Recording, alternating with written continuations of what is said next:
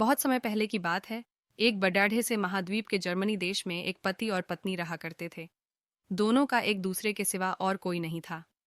विवाह के कई वर्षों बीतने के बाद भी उनकी कोई संतान नहीं हुई और दोनों का समय इसी प्रकार से गुजर रहा था कि अचानक एक दिन उसकी पत्नी को अपनी कोख में संतान की अनुभूति हुई और गर्भावस्था के दौरान उसको कुछ इस प्रकार महसूस हुआ कि उसको रोसी नामक शाक खाने की इच्छा हुई मगर आसपास वह शाक कहीं भी उपलब्ध नहीं थी।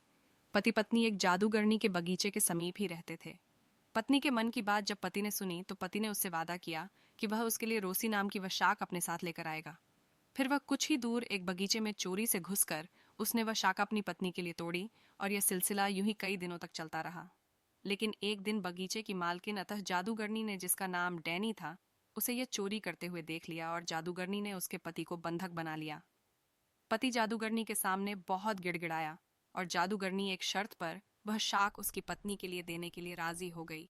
शर्त थी कि संतान के जन्म के बाद वह उसे जादूगरनी को हमसे के लिए सौंप देगा। मायूस मन से पति ने उसकी वह बात मान ली और बच्चे के जन्म होते ही उसने दूसरे दिन जादूगरनी के हाथों अपनी पुत्री को सौंप दिया। जादूगरनी ने अत्यंत मनोयोग से उसकी पुत्री का पालन पोषण किया और उसका नाम उसी शाक के नाम पर रोसी रखा। रोसी एक अत्यंत रूपवती कन्या के रूप में धीरे धीरे बड़ी होने लगी। उसके सुनहरे बाल और अद्वितीय रूप की चर्चा आसपास की सभी जगहों पर धीरे धीरे से फैलने लगी। कन्या के 18 वर्ष के होते ही जादूगरनी डैनी ने उसको एक ऐसी मीनार में कैद कर दिया जिसमें ना तो कोई दरवाजा था और ना चढ़ने के लिए ही कोई सीढ़ी। इसमें एक ऊंचे स्थान पर एक कमरा था जिसमें कि केवल एक खिड़की थी। जादूगरनी अपनी जादुई शक्तियों के माध्यम से छोटी बच्ची तक पहुंचती और हर दिन उससे मिलने के लिए दोपहर के समय जरूर जाती। इसी प्रकार से दिन बीतने लगे। वह बच्ची बड़ी होकर एक अत्यंत रूपवती स्त्री के रूप में बड़ी हुई। उसके लंबे घने सुनहरे बाल इतने लंबे हो गए थे कि वह जादूगरनी उनके सहारे मीनार पर चढ़कर कमरे में आने और जाने लगी। ऐसा करते वक्त वह रोसी को पुकारते हुए कहती, वर्टिकल बार रोसी, अपने बाल गिराओ ताकि मैं तुम्हारे सुनहरे बालों पर चढ़कर ऊपर आ सकूं। क्षेत्र में आ गया जहां पर रोसी उस मीनार में रहती थी। रोसी की आवाज में अद्वितीय मिठास थी।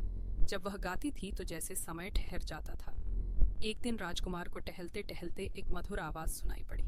वह आवाज कहाँ से आ रही है यह जानने के लिए जब राजकुमार मीनार के पास गया तो उसे दिखाई पड़ा कि एक ऊंची मीनार के ऊपर कमरे में एक सुंदर रूपवती स्त्री रहती है।